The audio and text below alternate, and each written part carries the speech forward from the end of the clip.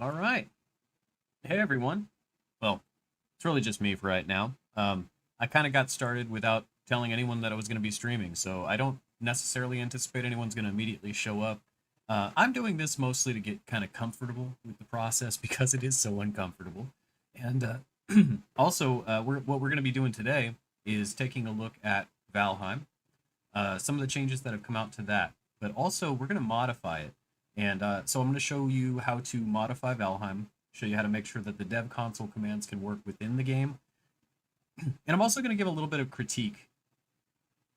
If you can't tell, I've been under the weather, so I'm going to do my best to not cough and all that other fun stuff.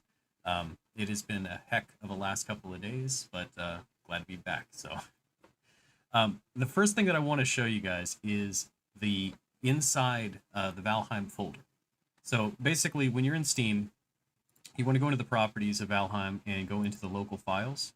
And when you browse the local files of Valheim, it's going to take you to the root folder, wherever within Steam, wherever the Steam apps has kind of popped you. So in here, you actually don't need to do any deep digging. You don't have to go anything more technical than really just this.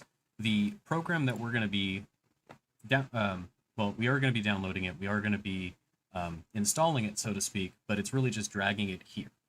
And the program is called BepInX or BepInX or however they want to pronounce that.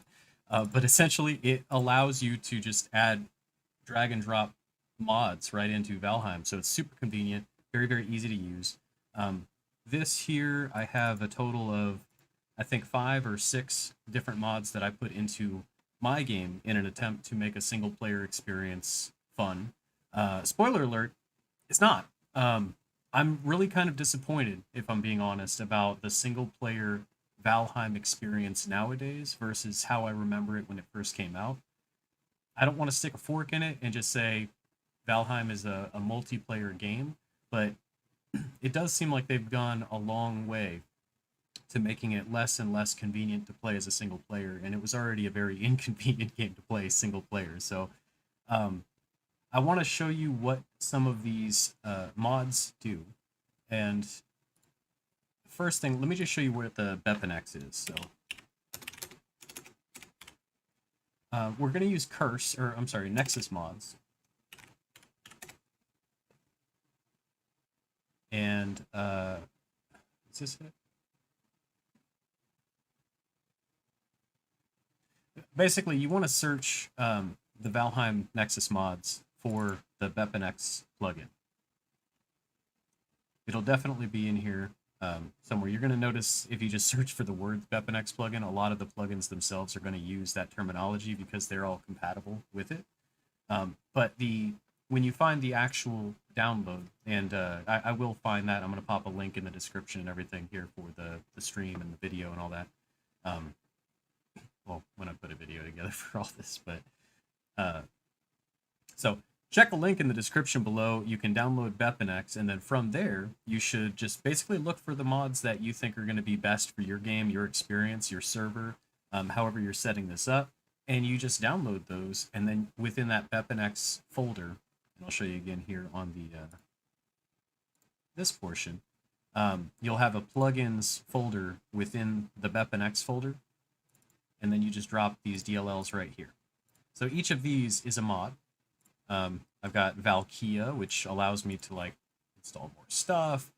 Quick stacking, which is super convenient, of course, in Valheim because you're constantly like going back and forth resource collecting.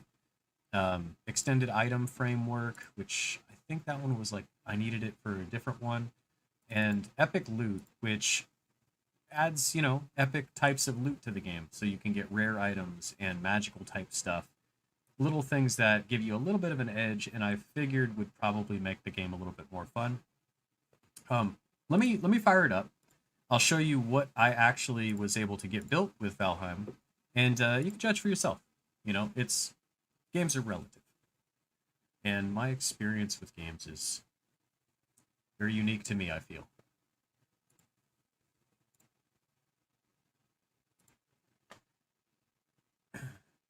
It does seem to take longer to get Valheim started with obviously with the mods loading up and all that.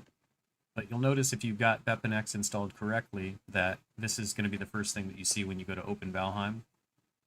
And then when you get to the resolution issue, I guess, when you get to the main screen, you're going to see a plugin loader thinger that shows like how many plugins you got fired up.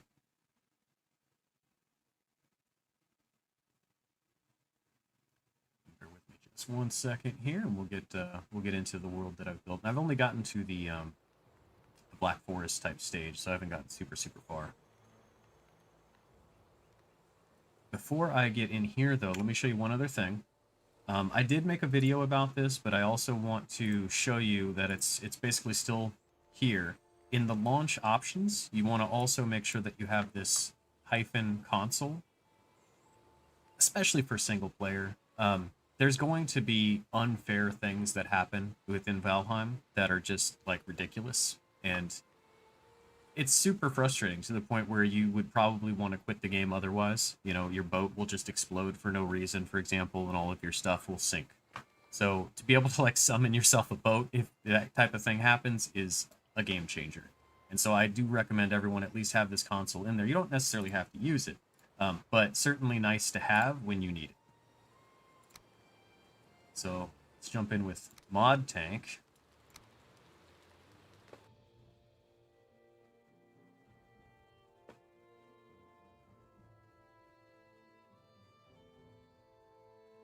And we're going to see the little Valheim world that I've built for myself, which honestly was hard fought. I'm going to be real. I was not having the greatest of weekends with, you know, I don't know if I had the COVID or what I had, but struggling with trolls and dealing with all of the crap that comes out of the world of Valheim was probably not the wisest decision while I'm trying to, like, get myself healed. But I did manage to get myself pretty well established. So, first things first, you can see I've got a little base here.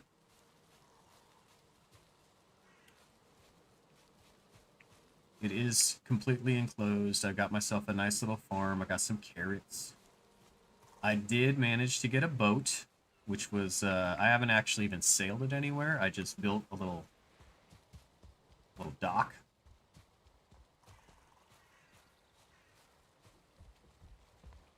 It's very nice. Map-wise, alright, so I did find, like, 3 different tombs, and my first house, because this is the house that you just saw, my first one was going to be situated right about here. I was like, I'm going to set up right in the Black Forest. That's smart. That didn't last very long. I continued to get just demolished by trolls at that point in the game. They've definitely made some changes, and I don't feel as familiar with Valheim as I once did. And shit, I built this channel on Valheim. I used to feel like I knew everything about this game, and now it's so different than what it was. It's a little sad, if I'm being honest, a little discouraging. These mods are not super powerful, so there's probably different ways that you could set it up so that it is more powerful, or obviously adding more and more mods. Every experience is going to be super unique with how you build this. But I will say that this quick stacking is phenomenal. Like, that is, by and large, the best mod. These are okay. You know, you'll basically see that I use less stamina, and I've got some slash damage reduction. Every effect is kind of randomized. So you might pick up something amazing where you get, like, extra carry weight or something along those lines. But, yeah, this one's weightless, this specific hoe, for example. So I can just carry this hoe around, doesn't weigh a thing. The frustrations with Valheim, though, are still very much there. A lot of the things are just not entertaining, and that's the unfortunate part. I was able to get this far through just basically kind of forcing resources and just gathering a crap load, bringing it back, and then, you know, cordoning it off behind walls. But the amount of creatures that spawn just because you're harvesting, it's ridiculous in Valheim. And the types of creatures, the strategies involved in how you actually fight, none of that stuff is much different than it was like even 2 years ago. And so when it comes to the actual like gameplay of Valheim, I don't feel like super motivated to continue to go. Um, and that's an odd thing. It really is an odd thing for me to feel about this game because when I first played it, it was a very different experience. Um, there was parts that made it feel like you wanted to keep going, you wanted to keep discovering new stuff. And maybe it's because I already know what's out there, but it just doesn't excite me in that way. I know what the next steps are here. I have to basically collect ancient seeds, and then I have to go through an incredibly unfair fight against the Elder. Um, I know that my weapons have been seriously nerfed, which before when I did this, it was very easy. You could just use fire arrows for pretty much everything. And nowadays, they don't seem to do much of anything. Um, Also, I've noticed the arrows tend to, I don't know if the hit detection is terrible or what, but I've fired straight through many enemies, and it's just not, it's not the experience you kind of expect. Um, I didn't fire Valheim up because I expected to play it, so I'm not going to bore anybody by going through and actually trying to essentially collect resources, which is mostly what the game is about. I suppose I could go on a voyage of discovery or something like that, but I mean, the best content we're going to find there is me running into something like a sea serpent or one of the, really the worst case scenario, and the most interesting thing that could happen is I just come into a biome that my character's not prepared for, which is really almost all of them at this point. Anything aside from the meadows or the Black Forest, and I'll swiftly get demolished, even if the swamp. But the Mistlands, from what I understand, is even more unfair. I haven't had a chance to fully explore it. You know, maybe we could do that. Maybe we could go into a new world and actually see what the Mistlands looks like. We've got the console. You know what? Let's do that.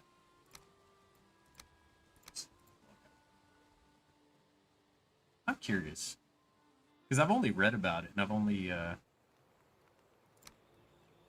So we want...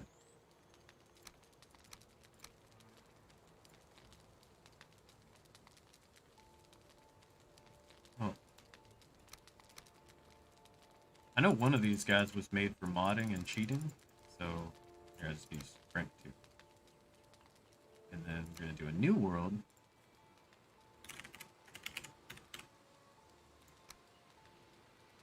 Yeah. One thing that kind of tripped me out too is Valheim seems to take ages to launch anymore. Like here, this loading screen will freeze your computer for a long time. And it's also got an unskippable story that scrolls past, which is just really another questionable design decision.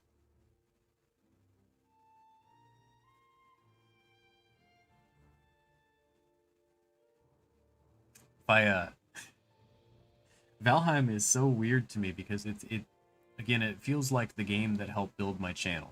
Without Valheim and without all my videos surrounding Valheim and how it got to where it was, I don't know that my channel would even be where it is.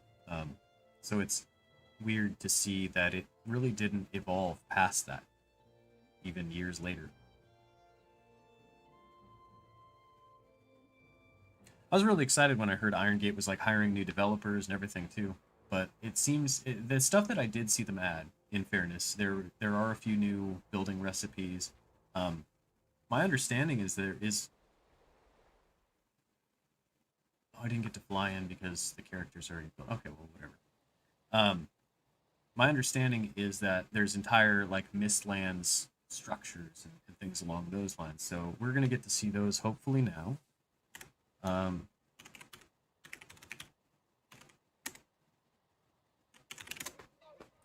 So this should allow us to fly. And then let's do God mode. All right. Now let's take off.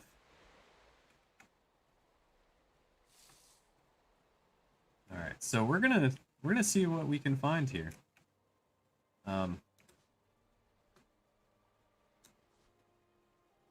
I don't even know what I'm looking for, if I'm being real. I can tell you certain biomes. Okay, well, we'll just use the radar in the upper right corner. So mountain, black forest.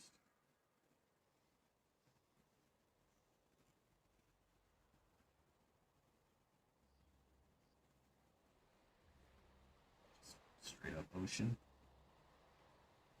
A lot of ocean.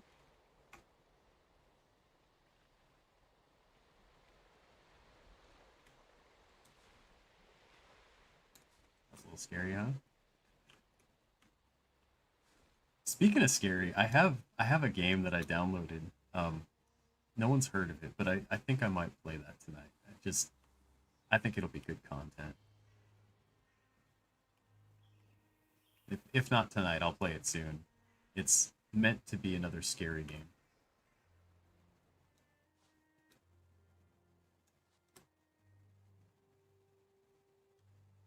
God, there's a lot of forest here. What is this place?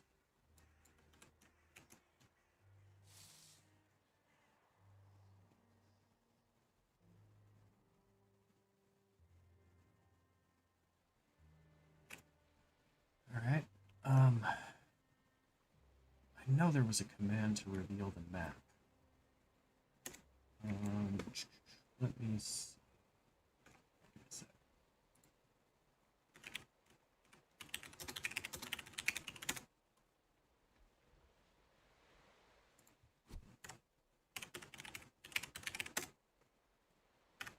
Ta-da! Boom. Holy crap. Alright, so that is a large map. We head. Let's see what the Mistlands looks like.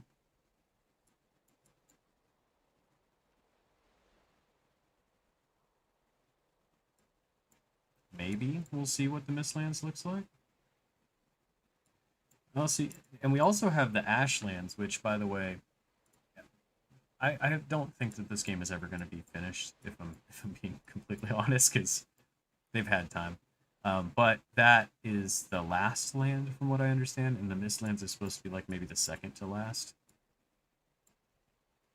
Alright, so interestingly enough, the way that the world is built, you can kind of tell that you won't accidentally stumble onto Mistlands. Like, you have to go pretty far out from wherever your starting location is in order to get here. Because it looks like, I mean, obviously you're going to always start in the center of a world. The world builds out procedurally from there. Huh. So it looks like these are the 4 biomes that you can find kind of within this circle. And then outside of that circle, it also adds Mistlands into the mix. And Ashlands seems to be on the South Pole. Not mixed with mountains, that's just more Ashlands. And then the North Pole side, we have an area called Deep North. So I suppose we'll check some of those things out too. But first, let's see what the Mistlands has in store for us.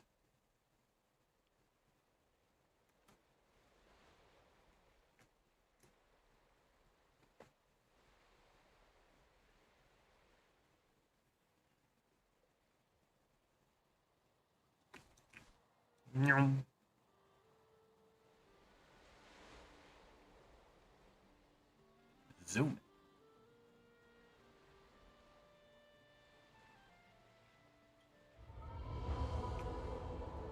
So if we were playing the real game and you were to hear that noise and you're in like a boat or whatever, usually that means you're about to die. Because there's these stupid mosquitoes that exist in the plains, for those of you who haven't played Valheim. And they'll just come out, they'll just chase you into the water and destroy you. There you go. So these things right here, death mosquitoes. Totally fair. Anyway, the plains also has these cool, like, little villages. What you got? That. Black metal scraps and...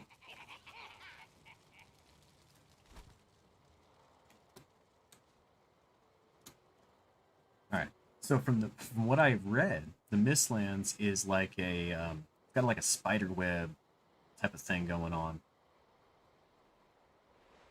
We're still going the right way, yeah? Yeah, we're almost there. Alright, so from what I've read, the Mistlands is like a, got like a spider web type of thing going on. We're still going the right way, yeah? Yeah, we're almost there. We're still going the right way, yeah? Yeah, we're almost there.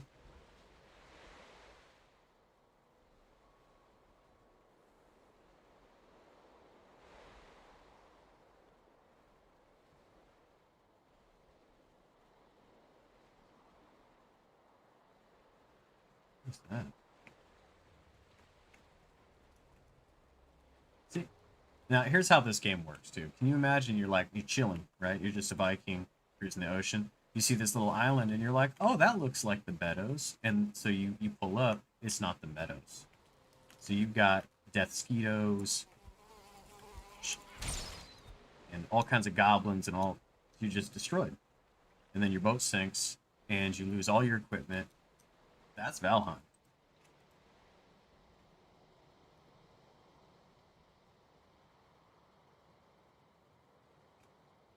Here we go. Is this swamp or is this Mistlands? No, that's swamp. Okay. Sorry, it looks spidery to me. Let's see what we got going on here.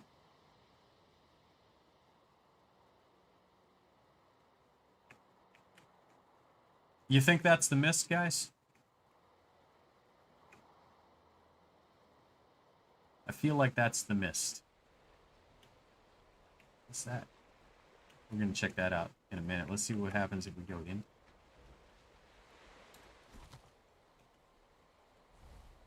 Okay.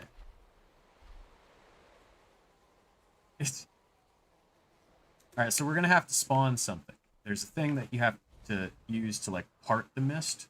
We're going to figure out what that thing is. We're going to spawn that thing. So, 1 sec.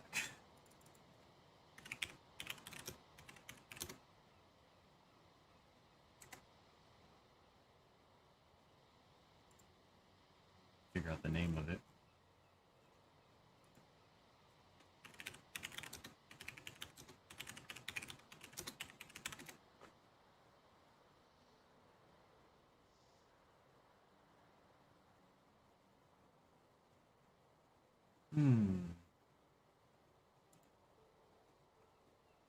Looks like people on Reddit have already been all over this.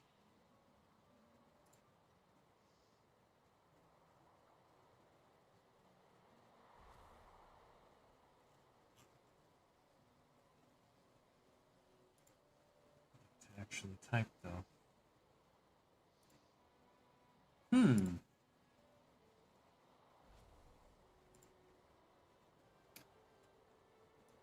Bear with me just 1 second here.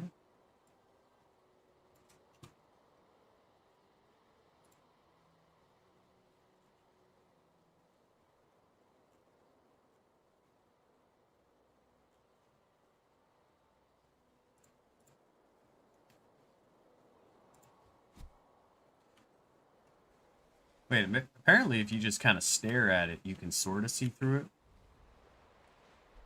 I don't think that's how it's supposed to work.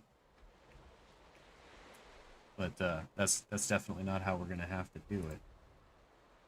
Dang it, I forget. There was a way to just create individual like items before, and I'm wondering if there's just a list that I can use or something.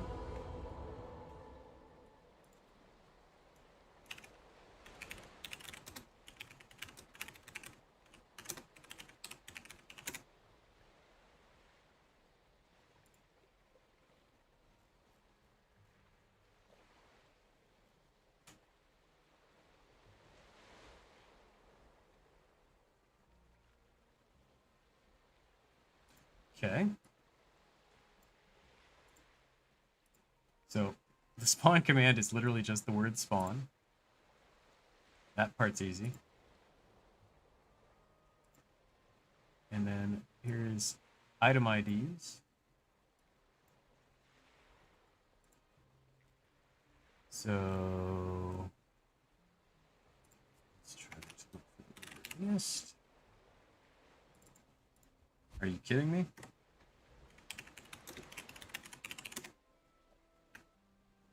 It's called a demister.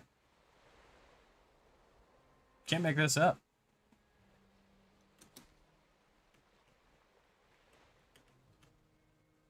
Well, we've got a demister now. Ooh.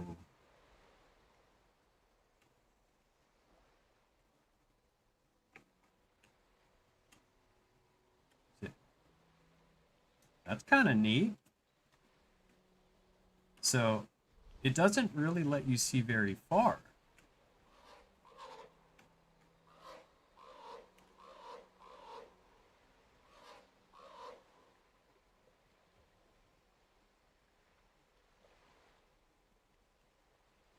Okay, so is this the roots of the world tree? I mean, that's kind of weird, but okay, I get it.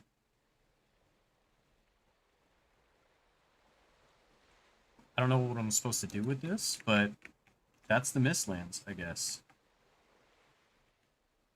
So it has mist in it.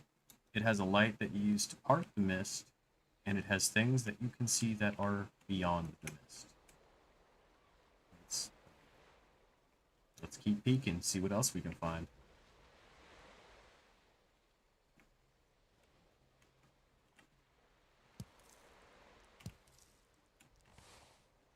Mage cap. Are there any enemies in this mist?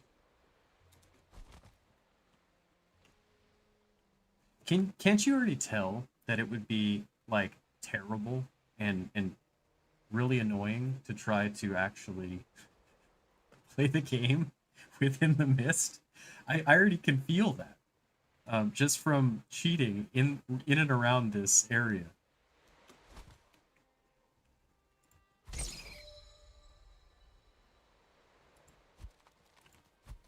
Can I also point out that that hair is stronger than the death skeetos?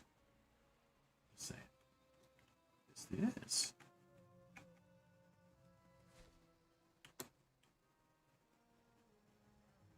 All right. So, I mean, I'm not seeing any spiders. They must have, I don't know if they changed that or maybe we're in a different type of area.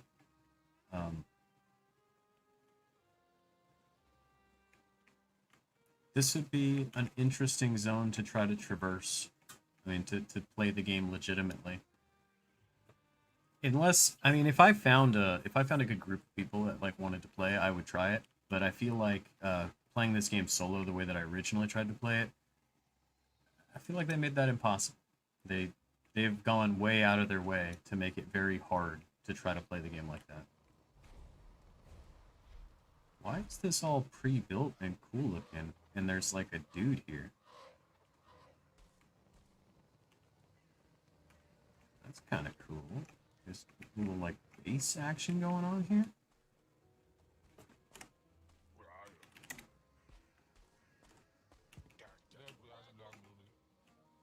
Like, are these friendly guys? They seem to be kind of friendly. Oh.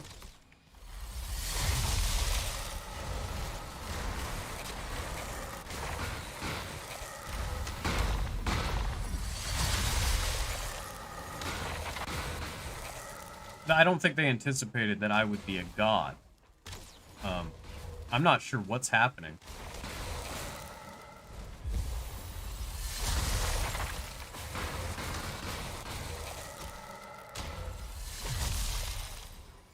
Alright. Let's just go ahead and turn fly back on.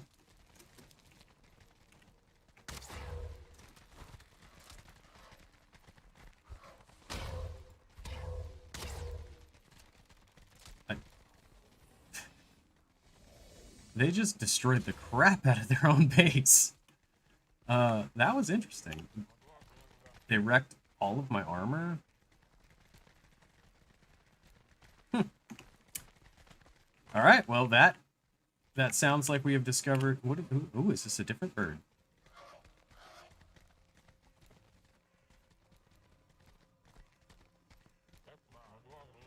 Oh.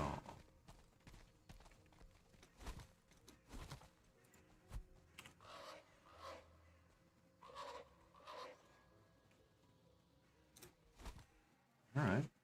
So let's, I guess let's see if they did anything to the Ashlands, and then we'll bail. I want to check out a couple other games I want to show off here, because I do want to clip together a couple of video reviews. Valheim isn't the only thing I've been playing recently. There's actually a lot of games I wanted to talk about. And also, I might check I might put together another like AI news update video, so I want to see what's going on in the news there too.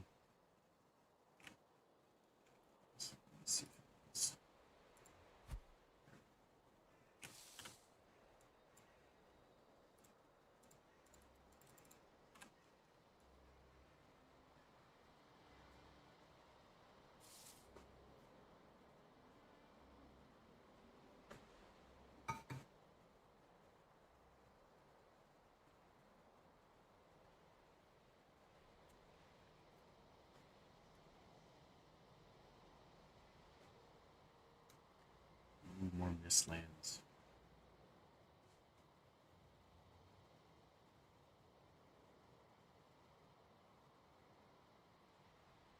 If the Ashlands is still just empty, like it's just gonna, you know, here's what I'll say about this.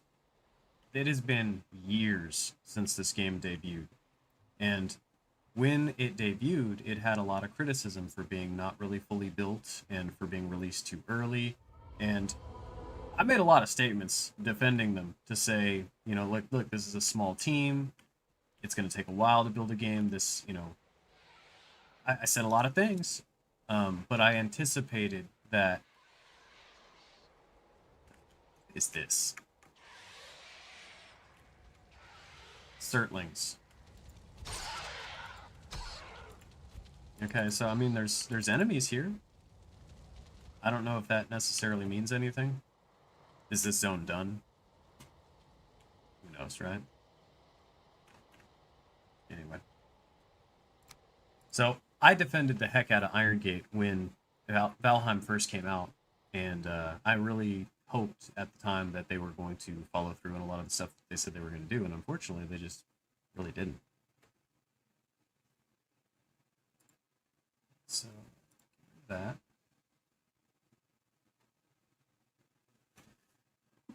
I'll tell you, one of the ones that I am actually quite excited about is Zero Sievert.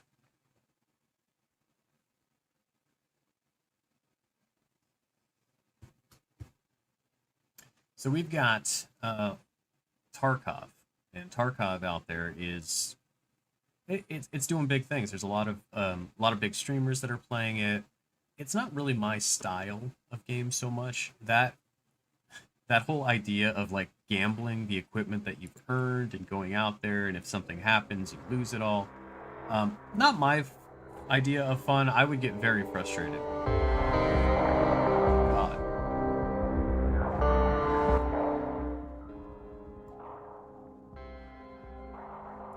I don't know if that was so incredibly loud.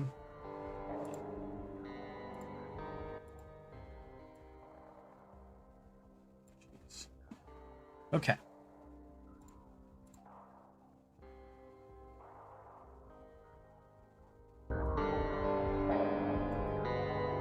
Hoping, yeah, hoping that makes more sense. All right, so this game is a Tarkov-like in that sense, where you do have equipment, you do kind of have your loadout, you only get to keep what you get away with. But the thing here is when you die, you don't actually like lose the equipment. So I prefer this a little bit more. I mean, it's a little less likely that I'm going to have like a rage quit type of thing where I'm like, that was unfair, I've just lost everything I've worked for, blah, blah, blah.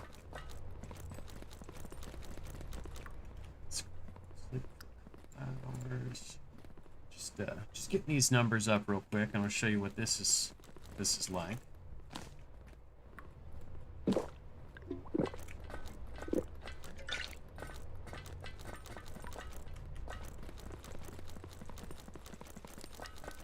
A thing that I've been struggling with in this game is really just equipment in general, like to get your bullets and stuff. It even after like 5 hours in this game, I don't feel like I've put a ton of time into it to really build myself up. Most of it was kind of like learning some of the mechanics. But now that I have, it's actually fun to jump in every once in a while. This is a very early access game though, so they're still adding quite a lot to it from what it seems like. But top-down Tarkov is probably the best way I can describe it.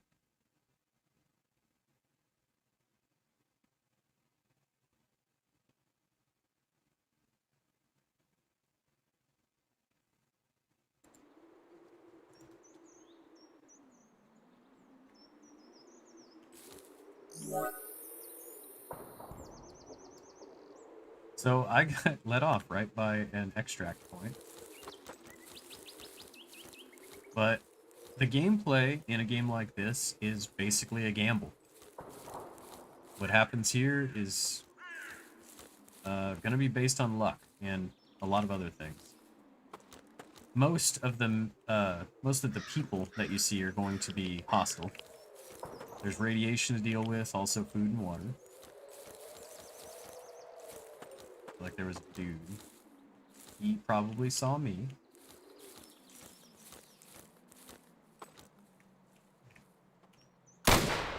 Yep.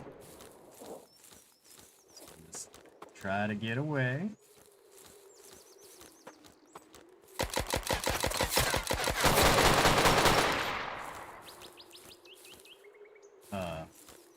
That was very lucky.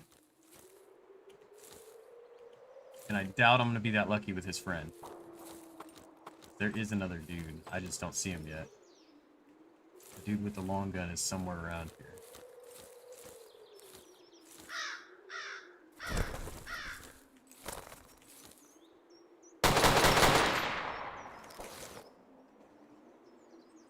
Alright, so... Style.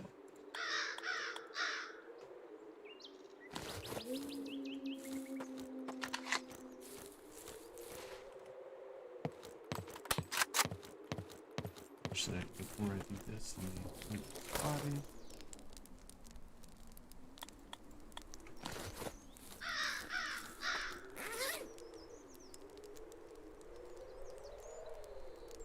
Nice. Okay, that's a lot of good meds. This gun is... This gun is too heavy.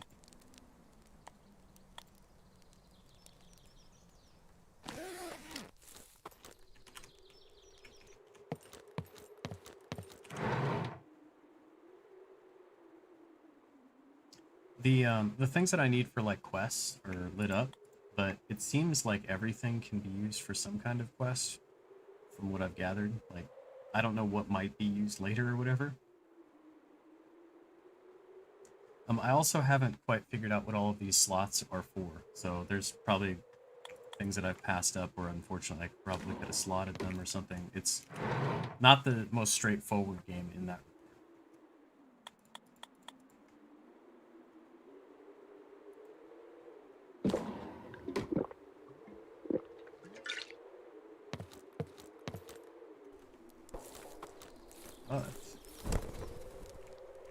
But I couldn't have asked for really a cleaner entrance loot, and then like having the extract right here. Basically, if I can get there without dying, I can get away with all this stuff and then do that again. And this would be probably a terrible example of a run because this was a little bit too easy.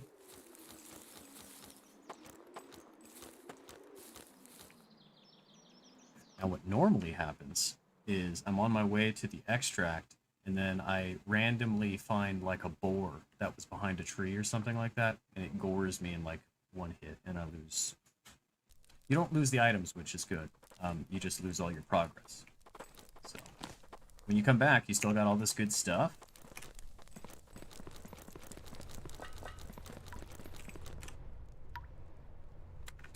Actually, let's just bank.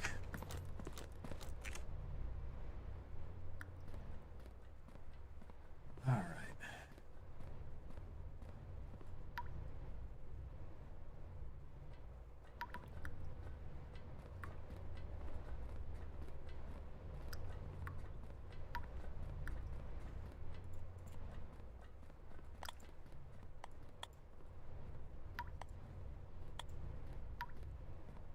I have been doing what I can to try to keep things relatively like organized, but you can see it's like there's so many junk items that I don't even know what half the stuff is.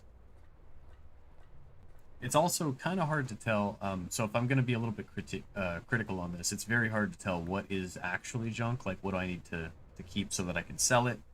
What should I just like leave behind? It's hard to tell what things are worth until you kind of. Well, I mean, I suppose you could stop and read it and get shot, but you know, you'll get shot. Like, these smartphones look like great things to sell. They're worth $14.14 a piece, and they're tiny. Hopefully I don't need those for a quest later. But I will gladly trade that for, you know, like water.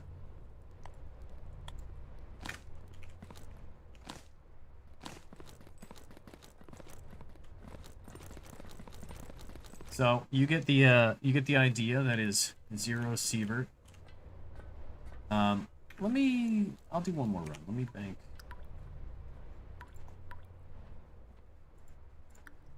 Wish there was just an easy quick stack here where I could just dump all of this stuff.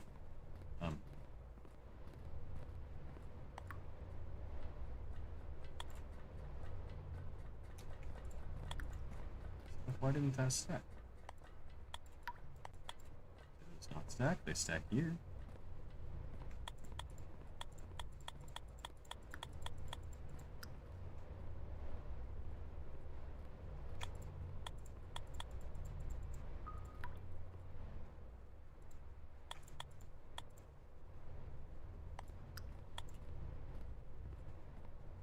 Alright, so bleeding and all that other stuff, as you can imagine, super annoying to deal with.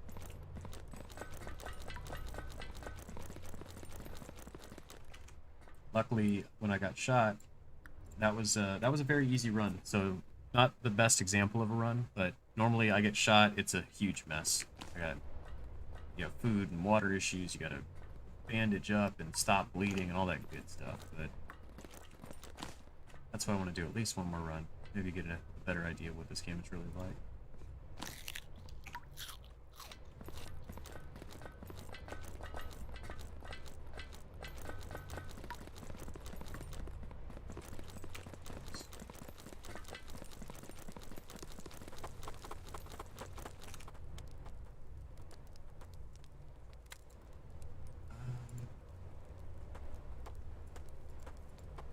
I also don't know what, I don't know each of the different areas. I'm not assuming that they're much different from each other. They're all kind of very randomized.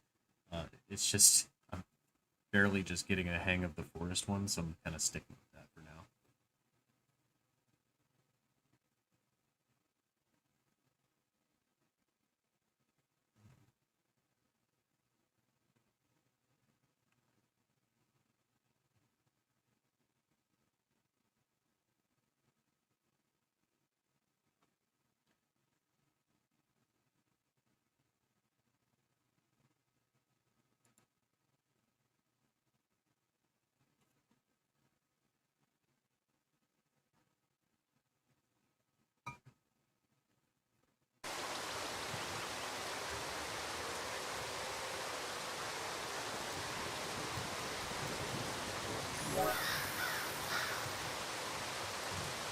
Interesting. So right next to the extraction point, yet again, there's a little here. This time I'm gonna go through the main city. Let's make a little chaos.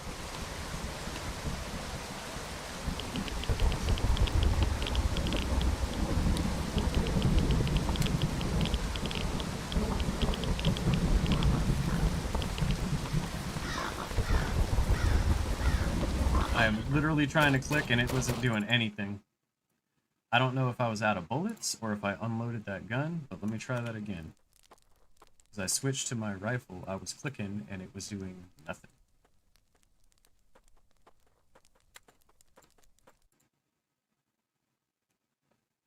And so I switched to the pistol, but that wasn't going to stop a boar.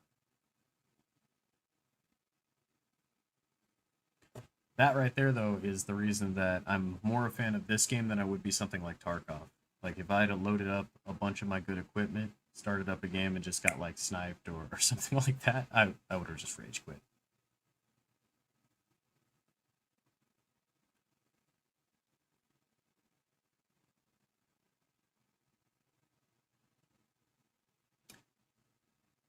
It does mean that the difficulty curve on a game like this, though, is significantly less.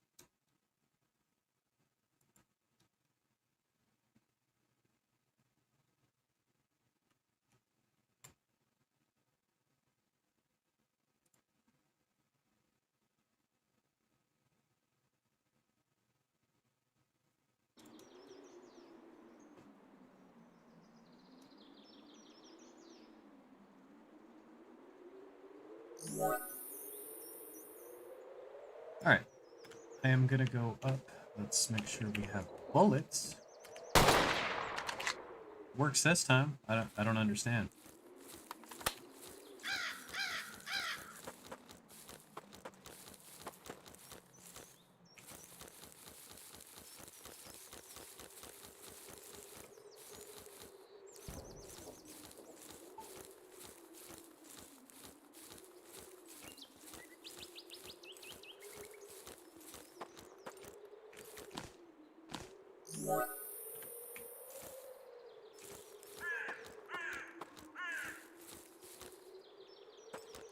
That there's a ghoul. Not the most profitable thing to kill, but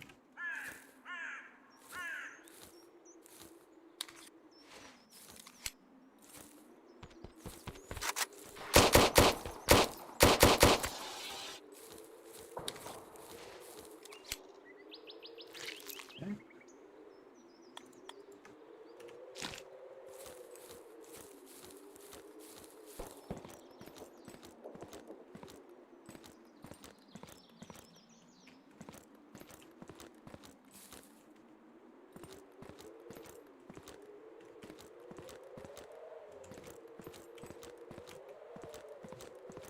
It's like nothing to loot in here. What is this?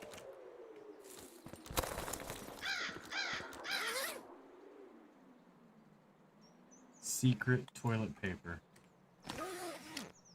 That was a quest. Okay.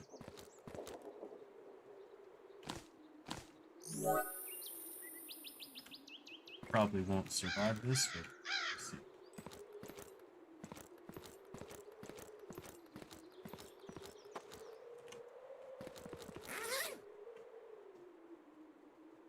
Premium chocolate.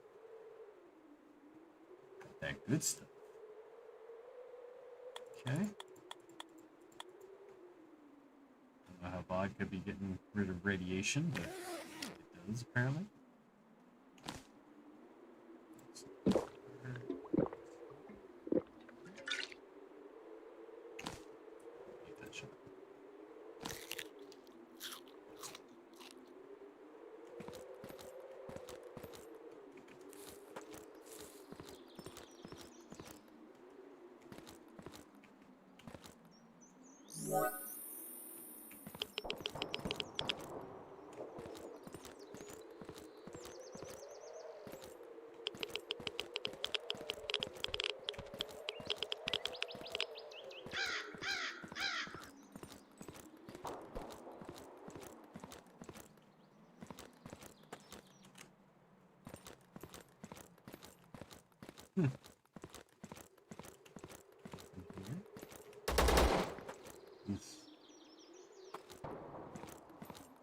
The enemies fight each other and animals and whatnot as well. Sometimes you go to these houses and they're waiting for you, so you do have to kind of stay ready.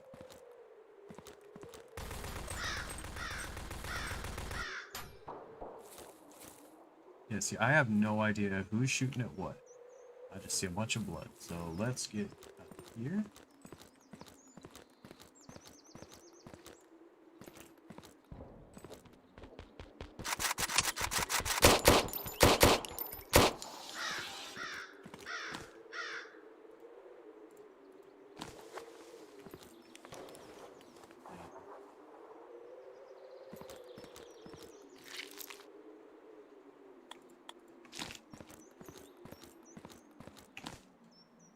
Okay.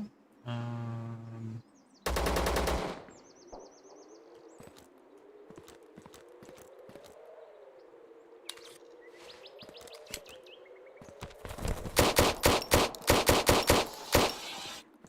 don't know why I kept shooting, but I did.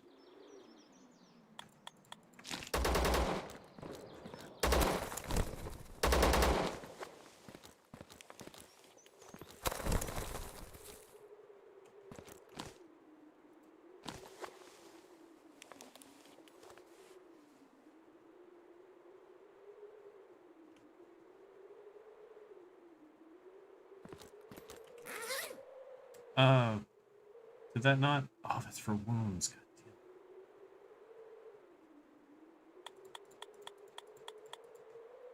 damn. This is the one that I have to use. It's really confusing.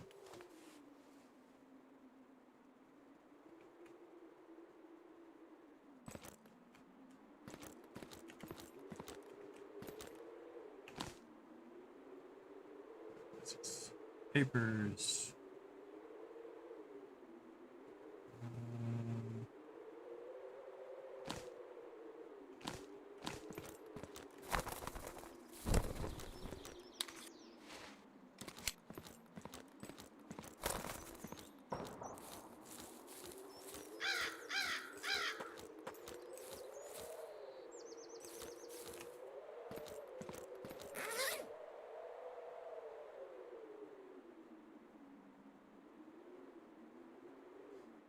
Regular toilet paper, huh? I guess that's not as special.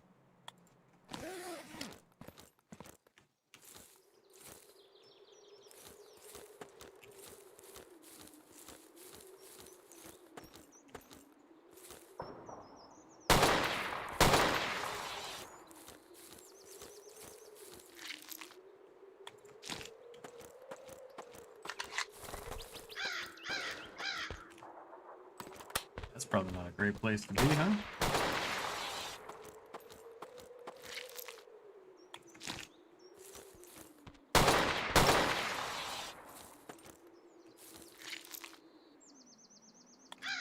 This might seem much easier, but these bullets are harder to come by. I really shouldn't be wasting them on ghouls.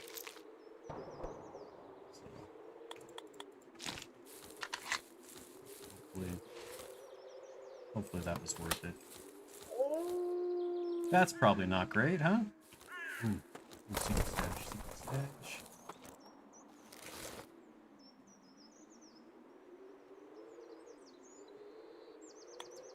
Some light bulb action.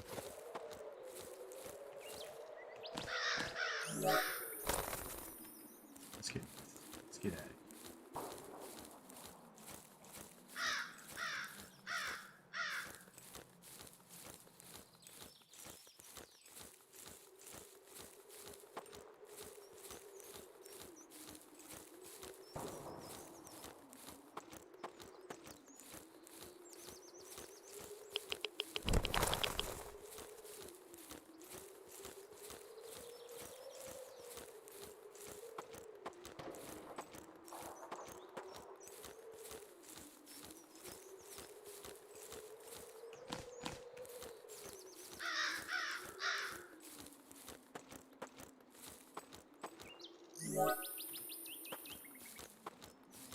Make it.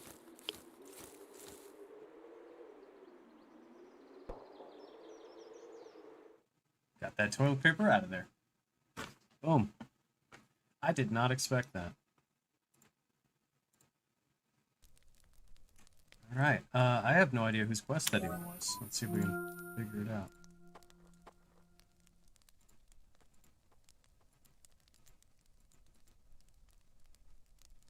The barman. Okay.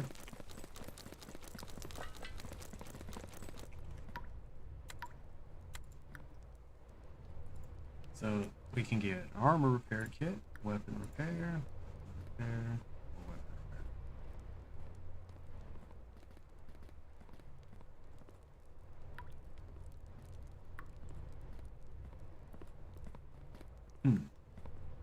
I don't see my... I suppose go and look at my caliber.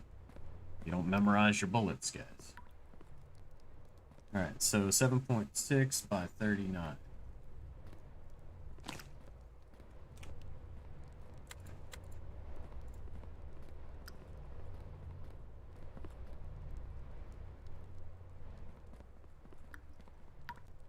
So, what's this one?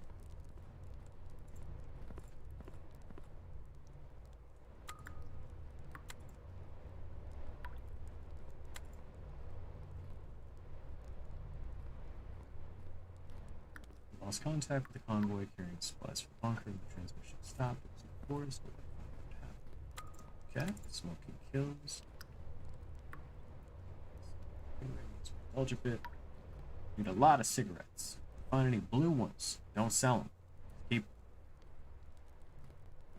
feel like I've sold a lot of cigarettes.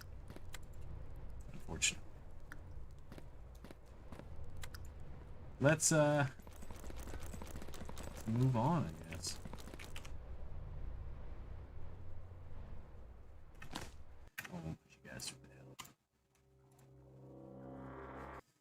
Alright. So, something fun. I have... Let me, let's see what I can do here.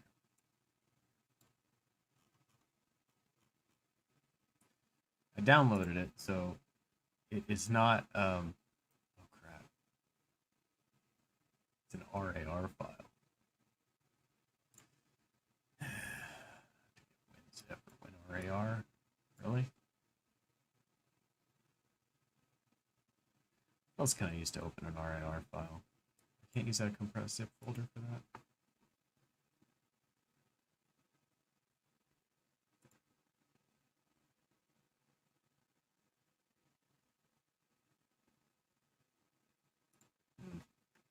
Maybe I'll save this one. I don't want to do all that on stream. What if let's just go this route.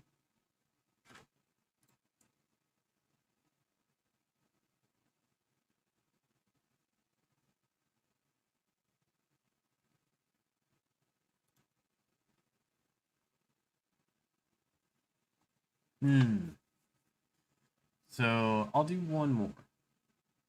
Megafactory Titan is one that I actually have not... I haven't really got that one off the ground. I feel like I restarted that one like 4 times because I was screwing it up. Core Keeper is promising. Let me do that. Core Keeper may end up being the next Terraria. If they play their cards right. It needs a lot. It needs a lot of work, but so did Terraria when it first came out.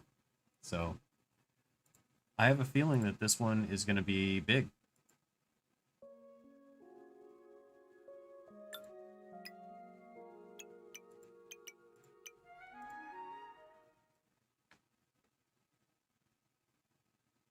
All right, so Core Keeper is very similar to Terraria in the sense of, you know, you start with nothing, you have to kind of explore a randomly generated procedural world. You can move around in... It's a top-down game, so that's a big difference, big departure from what Terraria is. But these are the walls or the floors, and you can basically... You start with getting this wood together to be able to build a pick, to kind of mine yourself through some of the walls until you eventually expand outward and outward. Trying to figure out what this core thing is. Because you start here, right next to this thing, but it really doesn't give you any explanation of why it's here, what it is. I was able to kill one boss. It looked like a gigantic, abominous mass. So it's an aptly named boss. And the easy way to kill it was with this great gun that I was given that is just super unfair. Does way too much damage. So I don't know if it's maybe just an out of balance type of issue or what, but that boss posed 0 threat to me. I just fired at it from afar like this and just kind of... I didn't like one-shot it, but definitely didn't worry about it.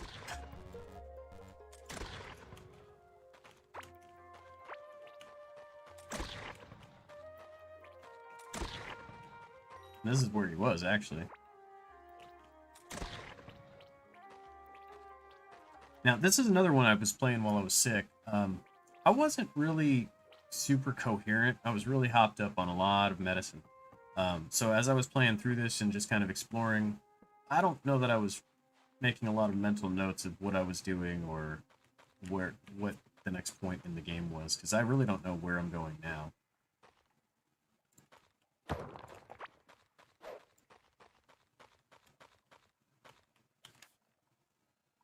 As far as the map of the game, I genuinely don't know how large it is. It does look like it's set up so that it could be procedurally infinite.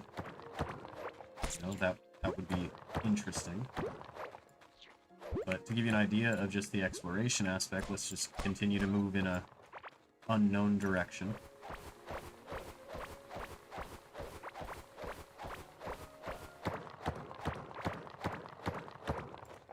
What's this?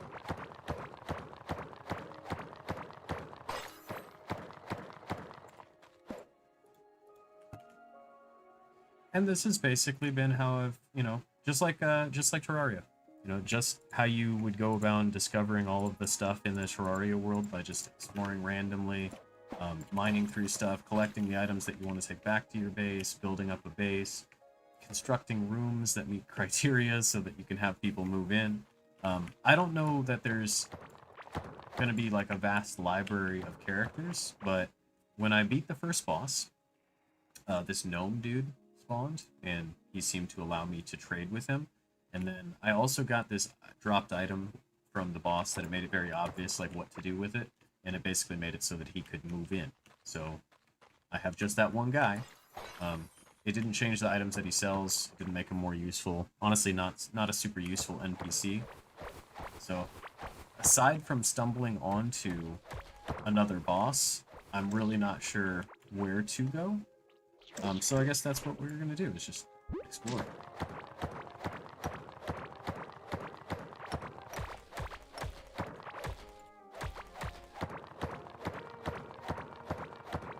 And I don't have like a magic mirror type of item or something to take me back if, you know, if need be, so.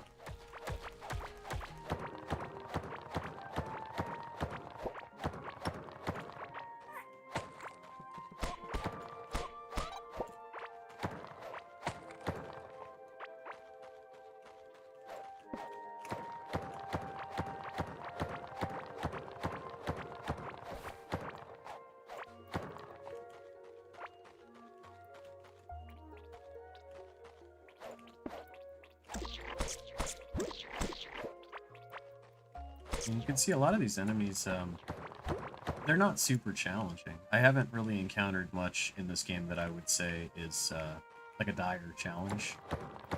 But I'm still very early on, and I don't want to prejudge and say that the game is not challenging, because God knows Terraria starts that way too, and becomes one of the most ridiculous experiences. For those of you who haven't actually tried to beat the things that are within the world of Terraria, that game is deep. A lot deeper than people give it credit for, I think.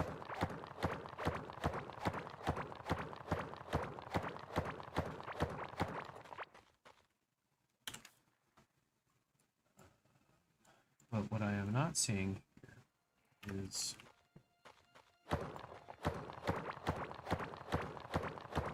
another boss. I need a boss.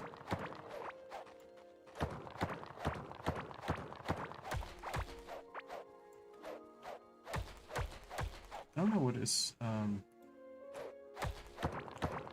like how to get from like a level to a different level. This is interesting because we got like a 3D element going on here.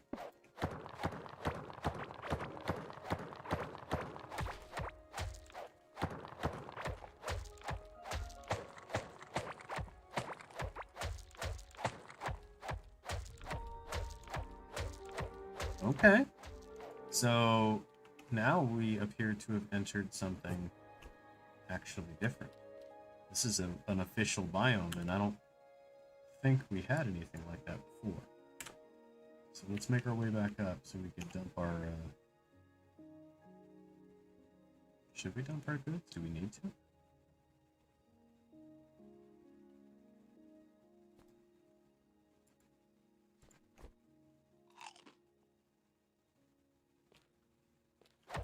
I don't even know that we need to.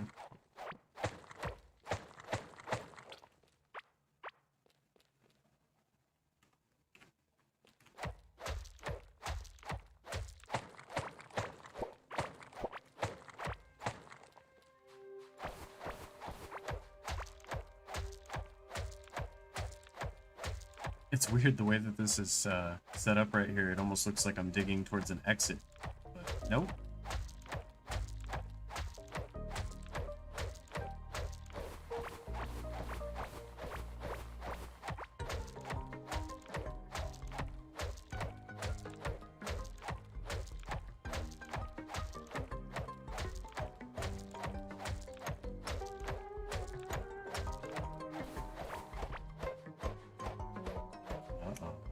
Here. Something that I can't mine?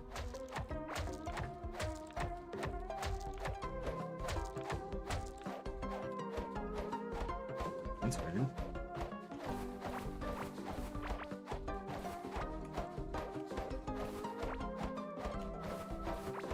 Oh.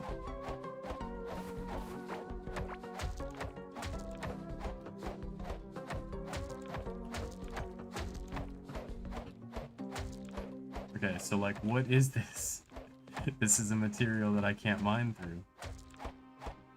I also can't get a view of it.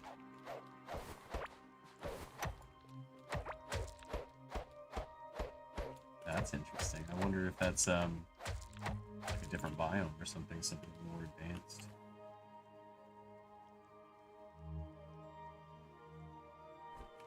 I've got a bomb. I can try that. Let's try the bomb.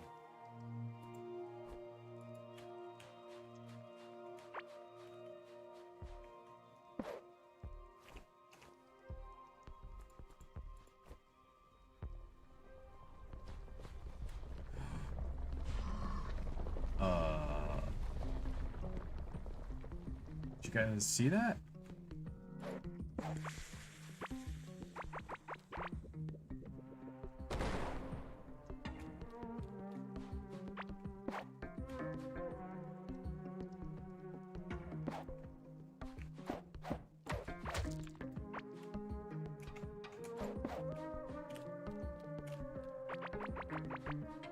Okay, well, we at least found out where a new boss is.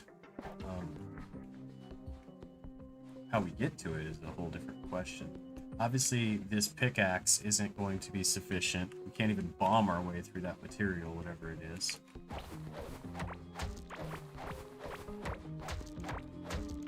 So we must not have discovered... Well, we've got stuff like gold ore, iron ore, stuff that probably needs to be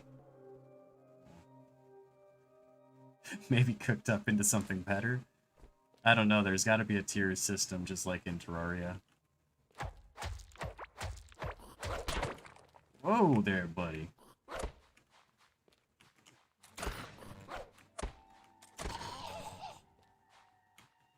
Hello. Dude was not playing around.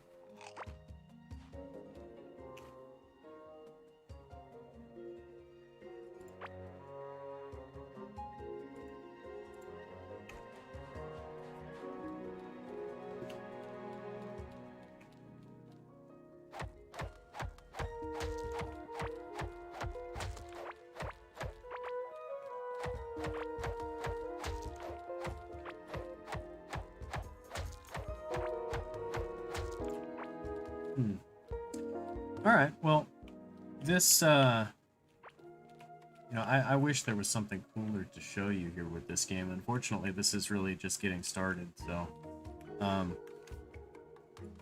content-wise, I feel like this is boring. Let's just move on.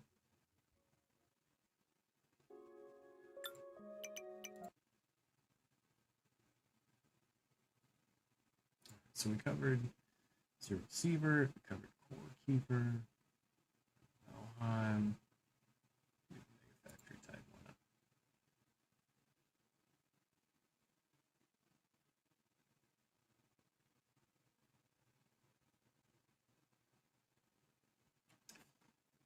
Now I got this one thinking that it was going to be maybe somewhat similar to Factorio. So looking at it, it has that same top-down approach. It has that same like logistics type of thing.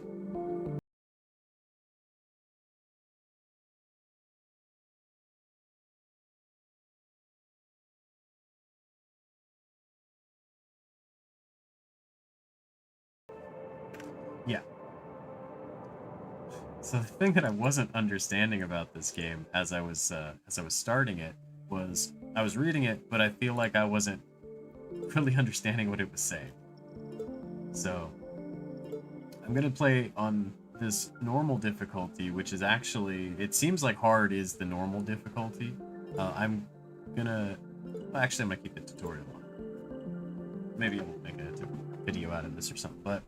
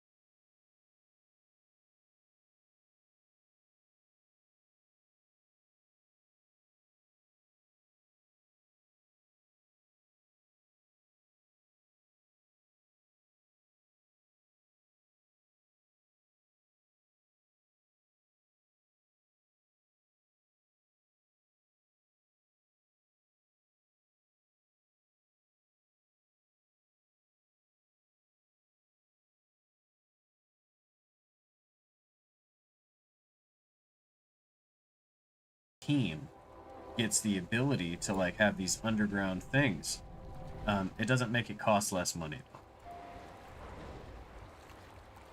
Okay, so now we've got a smelter, and we've got a smelter that can make concrete. It can use basalt, limestone, sandstone, or reprocessed slag to do that, right? So we're going to use that.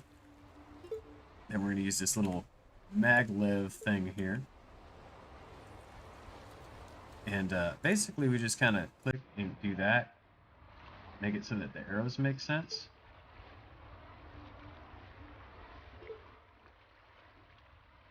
Oh, crap. Now, you may have noticed that I was mining bauxite and not limestone. That's going to create an issue because this can't make concrete blocks out of bauxite. Let's see what we can make.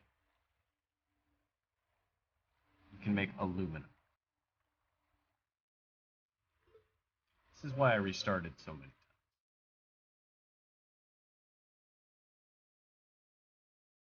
You'll also notice that this thing isn't able to handle the pathing because I put this in the way.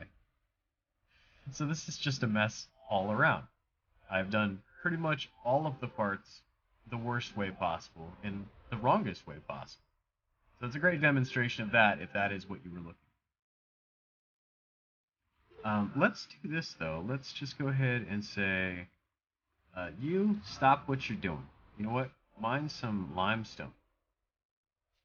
And then go here. Right? And then this, let's see what we can do.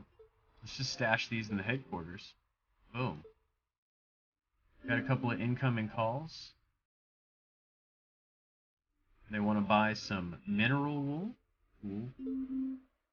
And these guys want to buy building frames. Cool.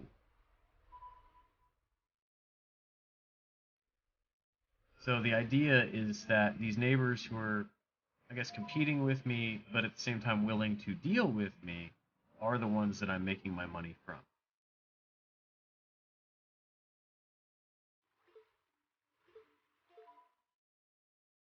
There we go.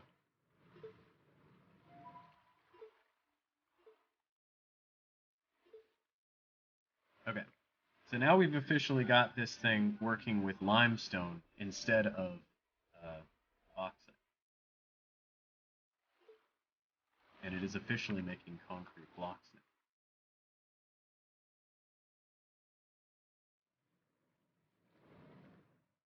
Which is important because we're going to need to turn those concrete blocks into something too. What I was just thinking of, and this is interesting, is that I wish, like Factorio, that you could use transporter belts. And from what I've been able to tell so far, I cannot get these things to like go around curves. I can't 45-degree angle or 90-degree angle. These little maglev things here, they go one way. So I also don't know the difference between a push and a pull. If the tutorial covers that, I have not seen that yet.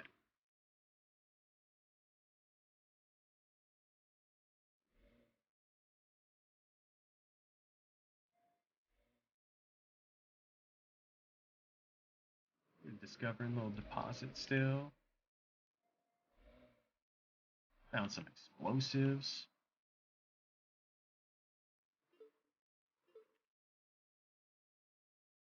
And yeah, you want to take your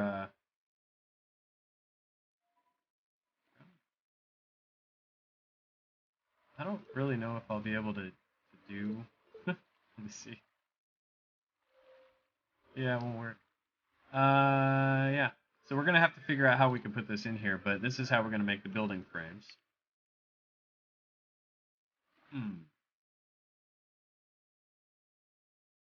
Let me show you what I'm talking about with the 45-degree angles and whatnot, though. So let's go ahead and relocate this. Wow, let's say we had a convenient place to put this. We don't, so we'll have to pretend.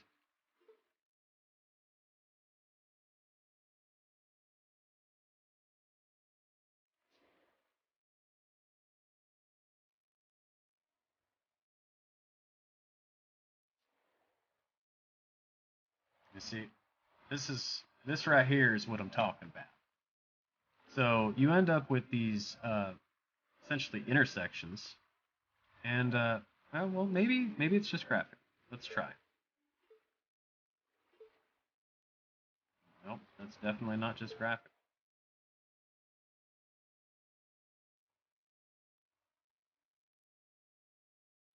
And so yeah, unfortunately, with this game, one of the issues that I've encountered is really this one. And this would be an absolute game changer for the logistics aspect of the game and for being able to kind of put things together. So if this is something that I just still need to figure out, then maybe that's an area of opportunity for me. And if this is something that needs to be programmed into the game, or maybe this is a different item that exists somewhere else, or maybe it's let's try a push magnet.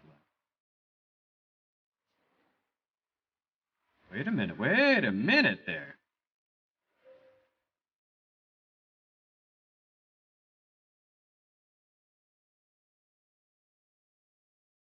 Okay.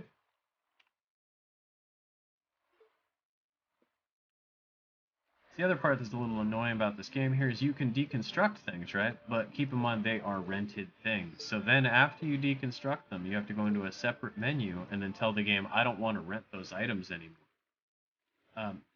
Because you'll notice the way that my rent has been working here is I have some money, but I also have like accruing debt. And that's what I'm trying to offset here. So let's see if we can get this working. Yeah, push magnets. We're going to go here with it. Oh,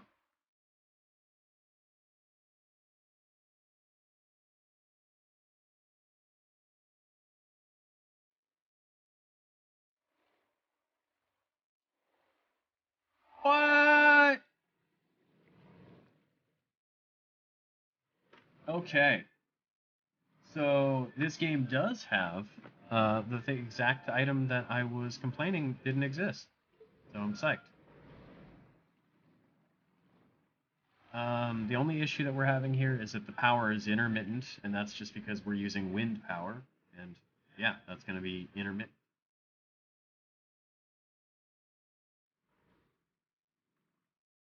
So the idea, just like Factorio, is you continue to build, your factory continues to grow, but not necessarily just for the fun of having a growing factory, which is part of what Factorio is about. Um, well, I guess there is a point to the game, to like eventually try to get off the world, but I don't feel like that's what most people are really going for when they're playing the game. I do want to set up a second warehouse, and we're going to set up another excavator here. Start mining this actual bauxite. It's out of the way. Set up another factory. And this one's going to be doing... Oh, actually, we won't be doing this factory.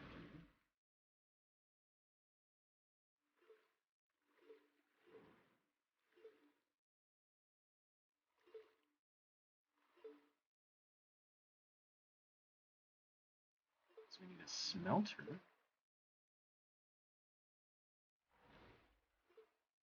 And that smelter is just going to be making aluminum.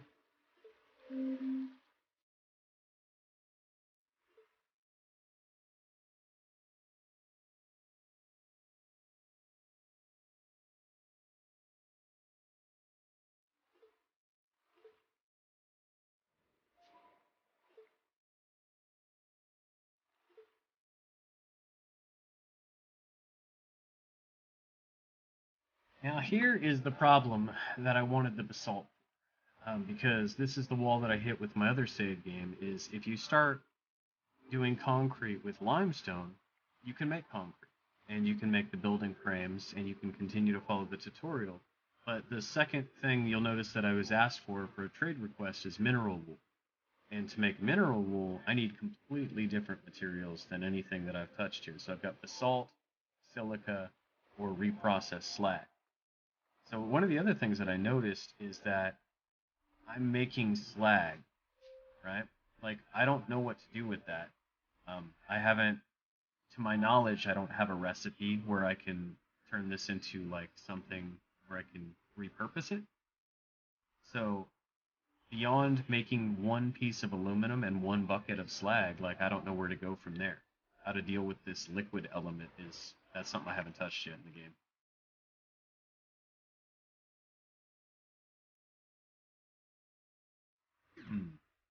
Also, this really getting in the way.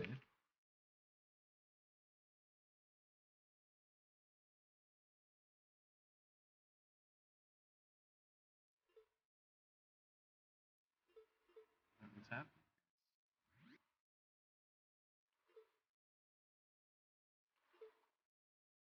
There's just not enough power apparently. So let's get some sun power coming in. I think the problem with this map is that there's just a lot going on here. A lot of minerals in the way. Probably shouldn't have done that, maybe?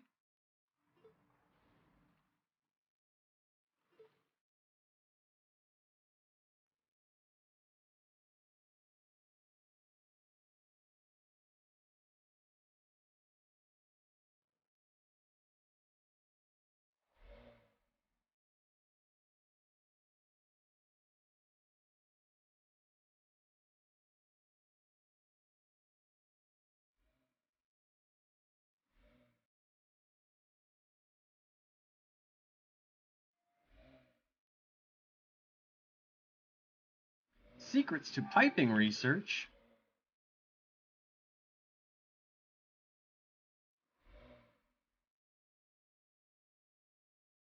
Imagine having the secrets of terraforming alien worlds and wind technology and rocketry, but not piping.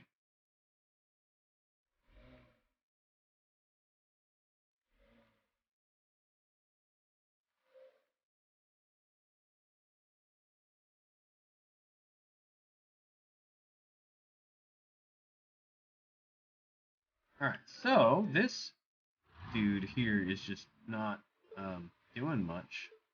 There's just not a lot being made here. Oh, duh. I need the next area in line, so I actually have to turn these into.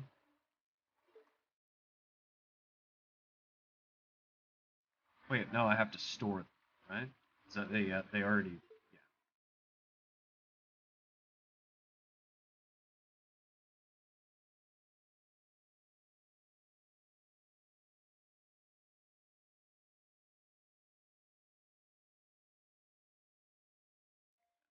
The logistics of this game make it not as fun right now as Factorio. That's that's the one opportunity that I think this game has, is to be more and more Factorio-like, just because they did so many things right. Um, Control-wise, even GUI-wise, I think Factorio nailed it in so many ways.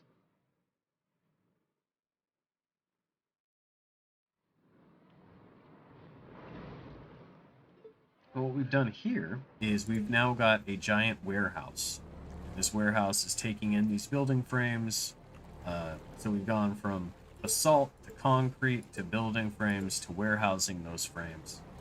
Once we get up to, what, 25 of those, we're going to do a trade with our neighbors here.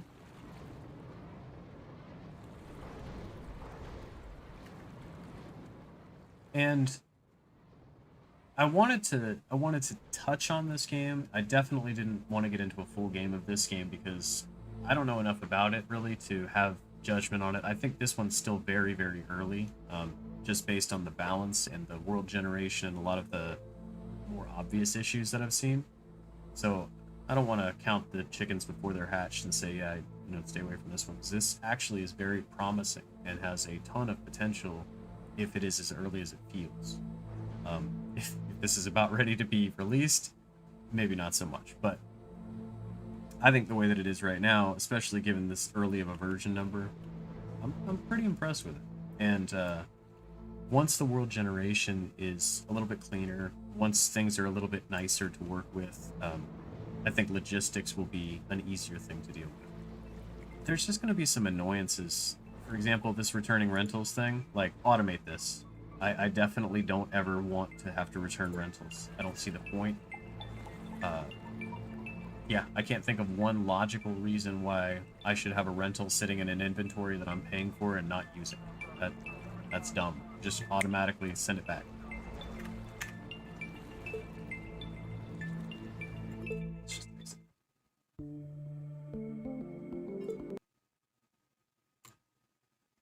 Alrighty, alrighty.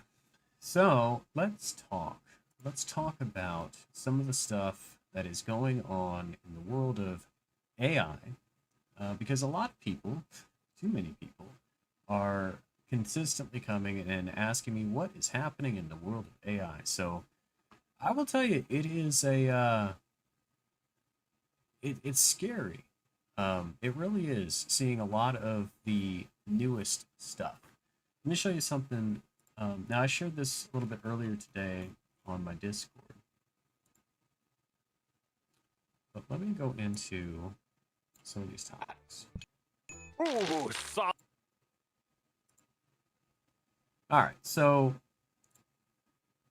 actively trying to build conscious robots.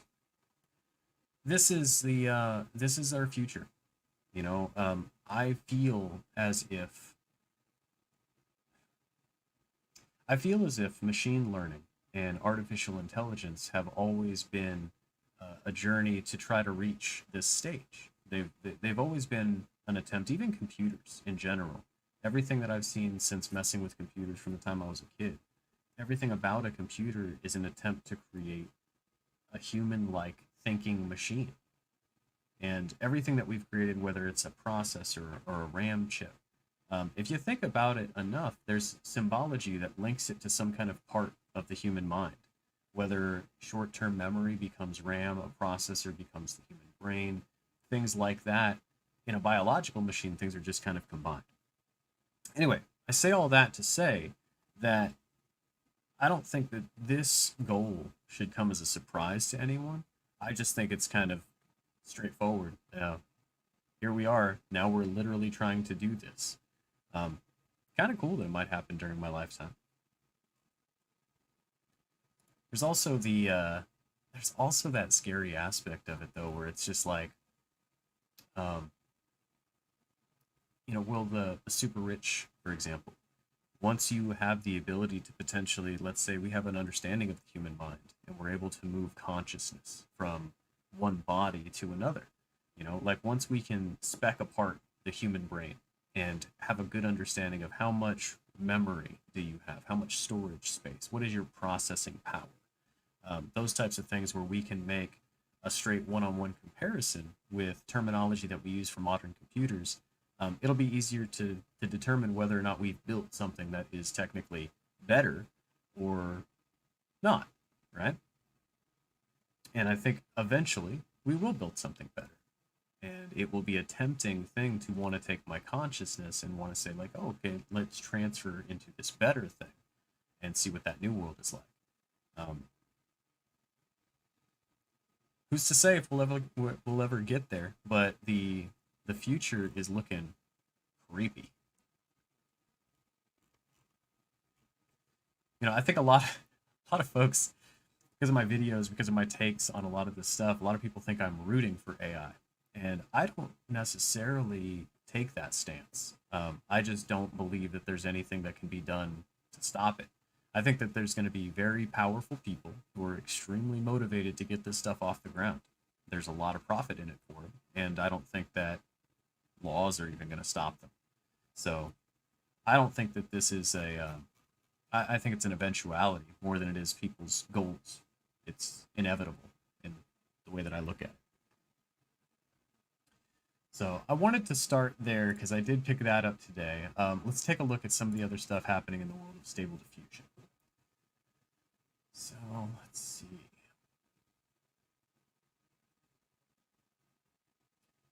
Smart bird feeders. China is building a parallel generative. Oh, let's take a look at that. China building a generative parallel AI universe.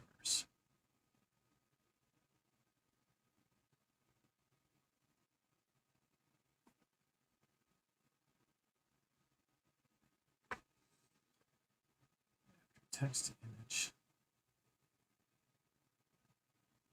Now, this is interesting because I do remember covering the Ernie VILG.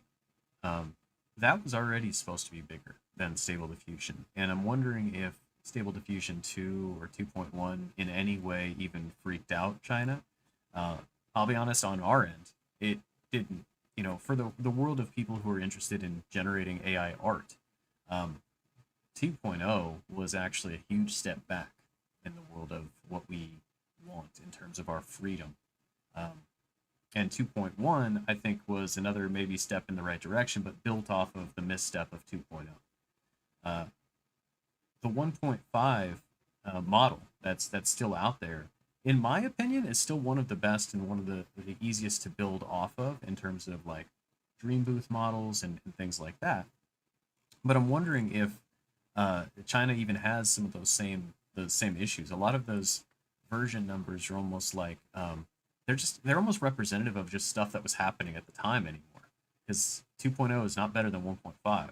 That's I mean maybe in certain things, but I did side by side comparisons of everything, and when it came to actually like making non people related things, I'll give it to 2.0. But when it came to like actual faces and bodies and all that other stuff, like it was very obvious that without that extra data, the model suffered. For anyone who wasn't super familiar with what was happening, 2.0 was an attempt to remove like faces and celebrities and names and like artists and things like that, like the tags, like from the model. Didn't work well. I have no idea what it is we're looking at here.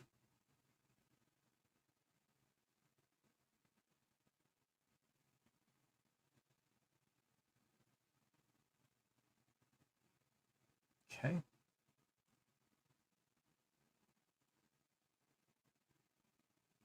Monetizing. Monetizing is the thing that I think everyone's going to struggle with. They are going to have a hard time charging for something that they gave us for free. That's the reality of the world. They're also going to have a hard time taking back something that they give us for free, which, you know, we learned a lot of lessons in the United States from prohibition. You try to make something illegal that people are freely using, and you know they won't listen.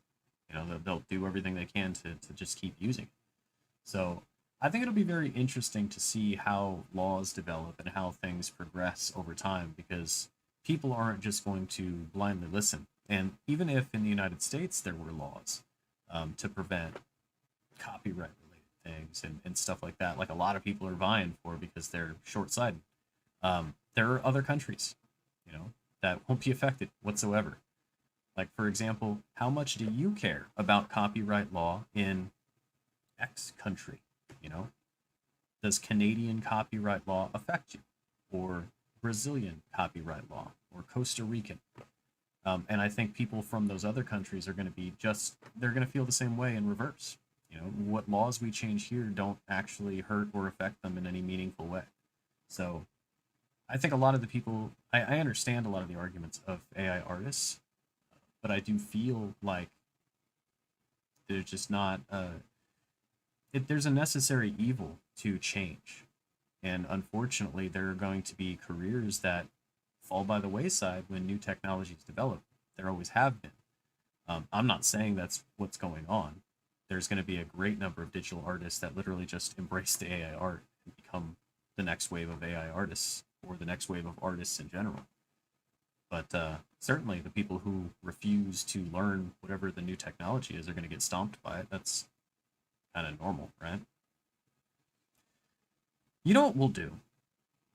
Since everybody's been asking me to do this, and it'll give me some content, I'm going to watch the stupid video. I'm going to watch the, what is it called? The End of Art. Steven, what's his face? We'll do some React content. Now, I will say I have seen parts of this video already, and I've definitely dealt with the arguments from this video at many, many times. But this is an opportunity for me to kind of go point by point. Let me take a look. I remember it being lengthy, so I'm not looking forward to doing that, but So many people say, you need to watch this. You need to watch this.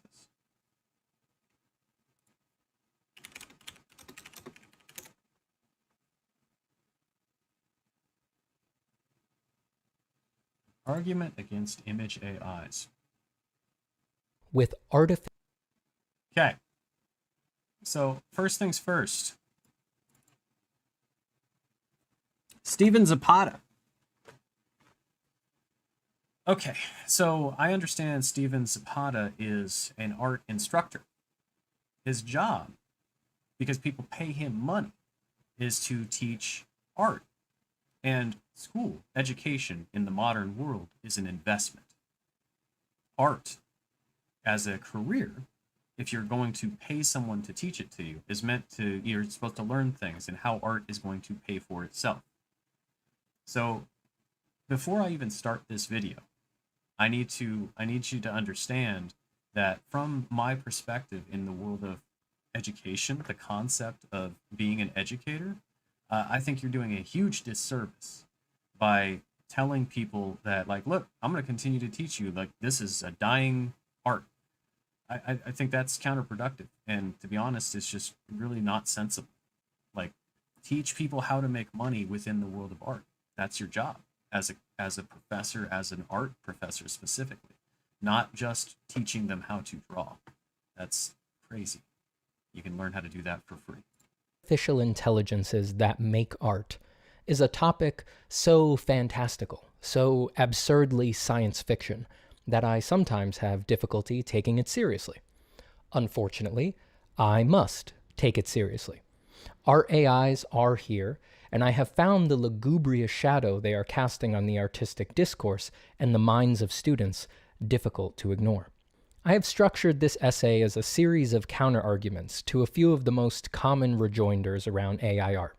After that, I plan to lash you to a post and flog you publicly for your lack of resistance. That should, I hope, capture the scope of the absurdity at play here. I want to be clear up front that the coming arguments are not about whether AI art is art or not. I have no problem saying it is art. That just doesn't amount to much within the substance of this argument. It goes without saying that human beings can express themselves with absolutely anything. And so long as there is expression involved, one will probably experience their work as art and feel themselves to be an artist. But the forthcoming arguments aren't about that point. They're about the flawed, unethical, and deceptive environment around AI systems. One that I will argue is poised and promises to take things in a very unartistic direction.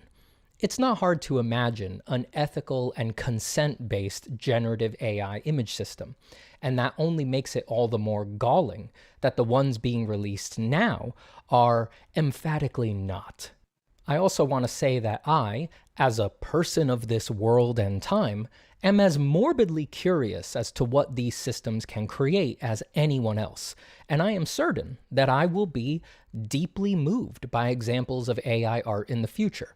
However, the interesting possibilities in AI art do not mean that the horrendous oversights and anti-humanist values of its current systems are above reproach.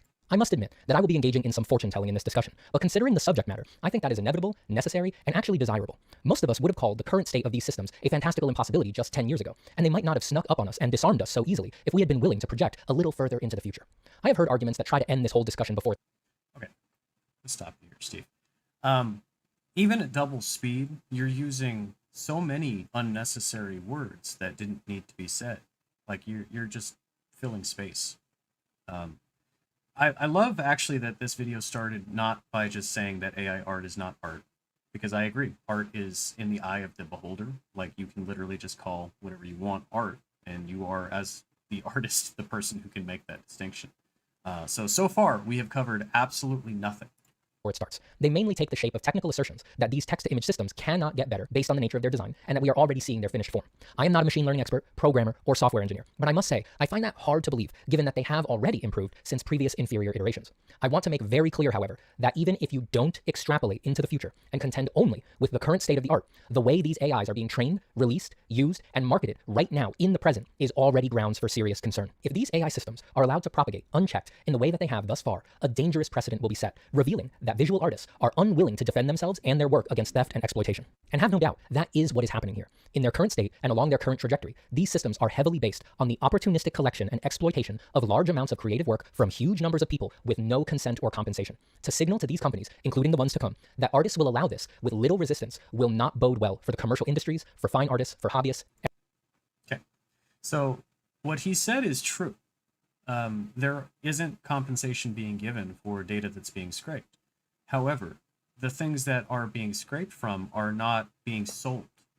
And that's, I think, a hugely important distinction, is that people are posting images onto the internet for free, for public view and for public use. They're not charging for these things. They're not charging the platforms that they post them on. The platform is not charging them to store them there either. And I think that's an important consideration too, if we're talking about property and we're talking about, that type of thing.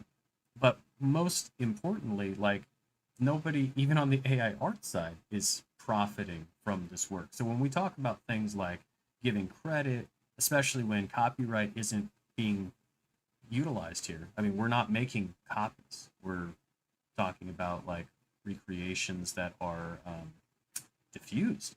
So we'll get into that, since it's very clearly said you're not an AI art expert or ML expert. So we're not going to go too deep into that. But so far, again, we really haven't talked about anything of import.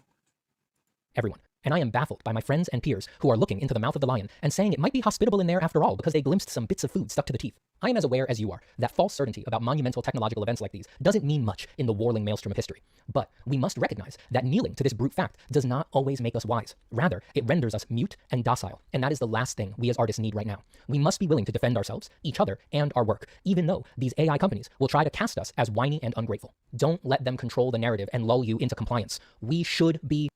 For the record, the companies weren't the ones that made you guys look whiny or ungrateful. It was the whiny and ungrateful posts. Actually, ungrateful is the wrong word. I don't want to even use that. Because there's nothing to be grateful for. There just isn't. Your skill set is awesome. It's cool. It's something that a lot of people wish they could do. But your skill set is being absorbed by machine learning, just like everyone else's is. This is the new world. Whether you are an artist, whether you're a musician, whether you're a coder, whether you're a writer, singer, people are going to be, this is what machine learning is. It is a learning process where machines are going to learn as much about the human existence and the human condition as possible. Art is not one of the most important things out there in terms of like things that machines could even learn. It's one of the most simplistic things that a machine can learn, which is why it's one of the first things that we are learning.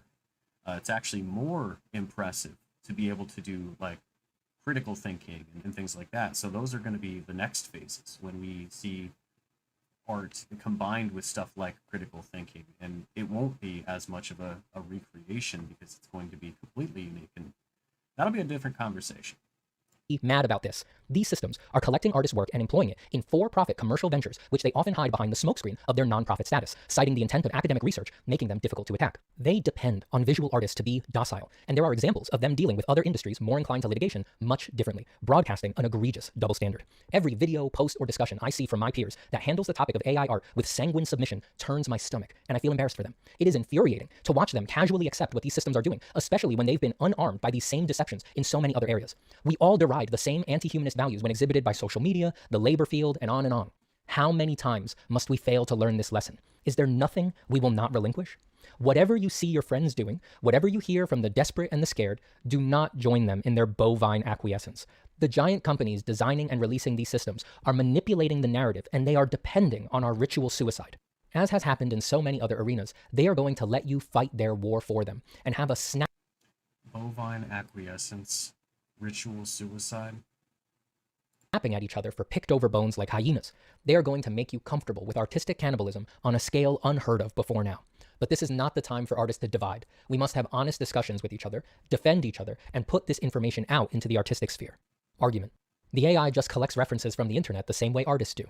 There are many bad assumptions nested in this argument that I want to return to later. I chose to open with this one because it allows me to explain the datasets being used to train these systems. You may have heard of several text-to-image AI tools by now in the art community and on the news. Midjourney, DALL-E, Stable Diffusion, Imagen, just to name a few. But you may not have heard of their respective datasets, which are separate products that are sometimes proprietary and other times shared between different text-to-image systems. Let's use a very popular one as our example, Lion, one of the dataset collections that was used to train the current versions of Stable Diffusion and Google's Imagen. For the record, I did look. Sievert Zapata, not a part of the Lion database. One of their offerings, Lion 5B, is a collection of 5 billion image URLs and descriptive text that point to and describe images all over the internet. When a model like Stable Diffusion is trained to do its job, an expensive and resource-hungry process when using such a large dataset, it runs through a particular mathematical process that solidifies a connection between image and text. The details of Stable Diffusion's technical process, or any other model's process, are not what we want to get caught up on, as new methods will be developed, new companies will emerge, and the technology will change. What's key to note here is that the input images are what define the model's potential.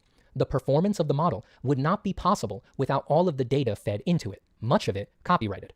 And once a model is trained on a set of images, you cannot easily make changes to it. If you want to modify the dataset and update the model, you must retrain the model from scratch on the entire modified dataset, at least with the current most common techniques. Here's the thing about that glut of images that make up the dataset.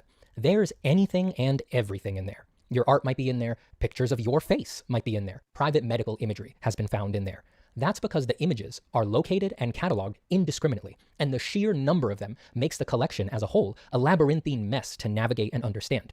Huge amounts of it are copyrighted images that, to be clear, you certainly wouldn't be able to copy and paste onto even your personal blog without incurring some legal risk. So, how is it that they can include them in these models? It's all about the organizations. Lion 5B is disseminated by Lion, a German nonprofit, while the images themselves are trawled by another nonprofit called Common Crawl. Depending on where they're located, these companies, being organized as nonprofits functioning for research purposes, are afforded privileged legal exemptions and won't be found guilty of collecting and using otherwise copyrighted data. The issue is that these datasets collected under these exemptions are now funneling into for-profit commercial ventures like Stable Diffusion. And wouldn't you know who funded a large part of Lion's processing power to create this dataset? That's right, Stability AI, the makers of Stable Diffusion. Don't get me started on the money. You know, if you follow the money, you're going to find the corruption. But those are the guys that are really out to get you, you know, when it comes to people making money off of the art. Now, this, I think, is where I think a lot of the AI artists and myself agree. And I think that's surprising to a lot of people, considering how big of an enemy I was to a lot of people or how targeted I was. But I don't agree with people like Emod being able to make tons of money off of other people's artwork. And so that part is definitely wrong. But that's also not something that can be changed. It's something that, like, it's Pandora's box. It has been opened. Machine learning as a technology is not going to go away. It's like trying to unteach somebody how to make fire. Like, the damage is done. So now we have to exist within a world that this happened, or that this is a capable technology. Lion is actually listed right there next to the other products in their suite on their website. So this supposedly for research, nonprofit, legally privileged dataset is being used by a for-profit company that's currently going for $1 billion valuation in their flagship product. This seems to be a direct violation of the spirit of these research privileges. This is quickly becoming common practice in AI, with protective, complex shells of for-profit and non-profit companies making it difficult to pinpoint where any wrongdoing occurred. The goal here is avoiding accountability and legal liability through tricky data laundering that they will argue is legal, but we can all plainly see is not just. Another example of this evasive accountability model is the developer of the text-to-image AI DALL-E, named OpenAI, which consists of the for-profit corporation OpenAI LP and its parent company, the nonprofit OpenAI Inc. Does all that sound confusing? That makes sense because it is, and they invented all of it. Let me read you what they wrote about it on their company blog. Quote, "We want to increase our ability to raise capital while still serving our mission, and no pre-existing legal structure we know of strikes the right balance. Our solution is to create OpenAI LP as a hybrid of a for-profit and a non-profit, which we are calling a capped profit company." End quote. Isn't that a shame? That no other pre-existing legal structure works for them. Poor guys. At least they were brave enough to invent. I can't watch this whole video. I'm sorry. It is boring as shit. You are drawing trash and just talking for 45 minutes. I cannot do this. Let me nutshell this based off of the arguments that you've made here, because that we can do. So first off, the AI collects references from the internet the same way artists do. Yeah. I mean, I don't know if your argument was that it doesn't, but that's what it does. You know, and it's not a person. I think people keep thinking AI is actual artificial intelligence, and it's not even remotely intelligent. It's not even intelligence. It's literally just machine learning. It is a database of diffused data that's not actually even the picture data.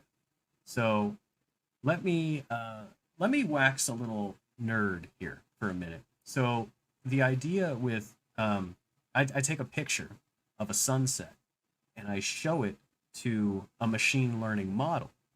That picture of the sunset isn't going to be saved into the model. It's just not. If I were to tell the model to recreate the sunset, it's going to use biases that it looked at and it analyzed to do its best to try to recreate something that was similar. But if you just look at, you know, let's use your points against you in terms of, you talked about how large the Lion database is. Think about how large a model would be if it actually stored any of those data. If you're going to make the argument that you can't even copy and paste that and put it onto a blog because, well, that's not what's happening here either. The model doesn't contain that data. Never will. It's not designed to. It's going to, basically, the way that it works is I will show a model two different faces, and I'll tell this model, these are faces. And it's going to look at how they look, and it's going to compare them against each other. And it's going to, the more faces that I give it, the better and better idea it will have as far as what a face could be. But the problem with what you were suggesting with limiting what we give to a model is it will make it more likely that it is an almost exact copy of things that it is trained on. That's the problem. The benefit of AI comes from giving it a bunch of crap, a bunch of stuff that may or may not even make sense. We have to almost overtrain it so that it understands that an ice cream cone is not a basketball. You know, and that's where a lot of the glitching and the weirdness comes from. And when we train an AI model, that's what's going on. So in the way that an AI collects references from the internet, yeah, that's what's going on. AI is just a new tool. That's argument number 2 here. Yeah. So the magic eraser inside of Photoshop was a new tool at once too. And also the magic eraser inside of Photoshop uses a form of machine learning. Just like James Cameron used a form of machine learning when he created Avatar 2. And people weren't lined up or trying to riot to stop him. Just like the game High on Life uses machine learning from Midjourney. You know, to create concept art and to actually create in-game assets. Yeah, it's a new tool and it's already being used professionally within the real world. Artists need to focus on telling stories. Literally no one's making that argument. So that's a stupid argument. Next one. These companies cannot manipulate our access to these systems because of open source projects. What? I'm hesitant to actually click and listen to what you're... All right. What? start to wax poetic. I'm the going to near pause this future. so quick. Many AI companies will rise and fall, and some will be open source, and others will be highly guarded. There will be a huge variety of business models, release models, subscription models, and retraining models associated with the huge number of AI projects that are about to hit the scene. Just because the source code is out for the current version of Stable Diffusion does not mean that Stability AI and other like-minded companies won't change their tactics in the future. I also want to point out that the version of Stable Diffusion you can presently download and run offline is limited to its current dataset. You might have some control over its parameters, but it would be cost and time intensive to retrain the model on an updated dataset, as I explained. Okay, so all of that is just outdated information at this point.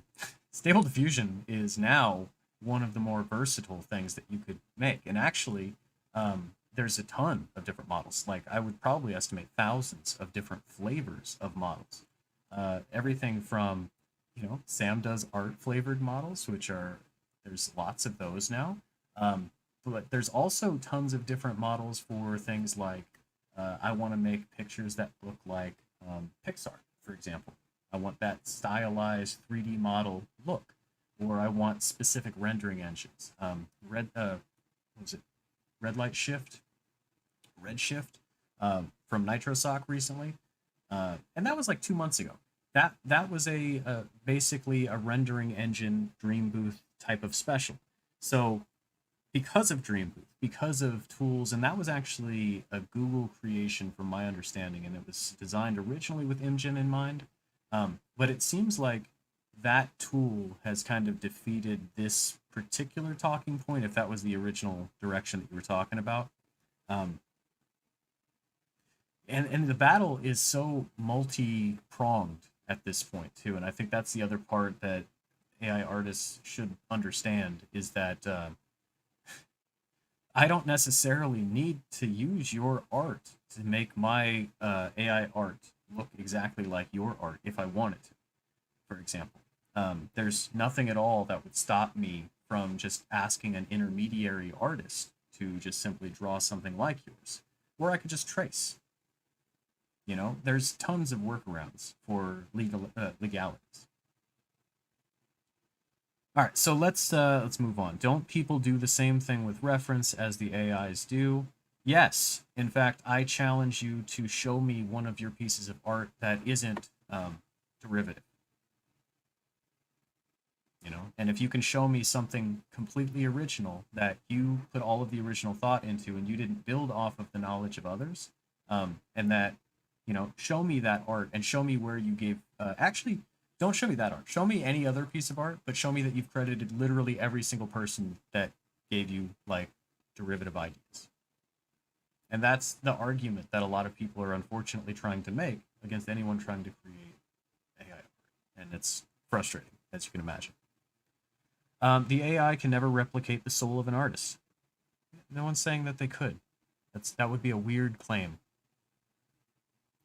The dance diffusion problem, I don't know what problem that would be, so I'm not even going to go there. And then conclusion. So in conclusion, I'm concluded. I am finally done with this video. This is good enough for me. I don't feel, and maybe it's potentially because a couple of months have passed, and a lot of these talking points are, no longer valid. Let's take a look at the did the fundraiser fund. Oh man, looks like you just missed your window, man. Sorry. Look at that, $5,000. Somebody was super serious about that. Well, this is GoFundMe, so you got sent money anyway, didn't you? What did you use that for?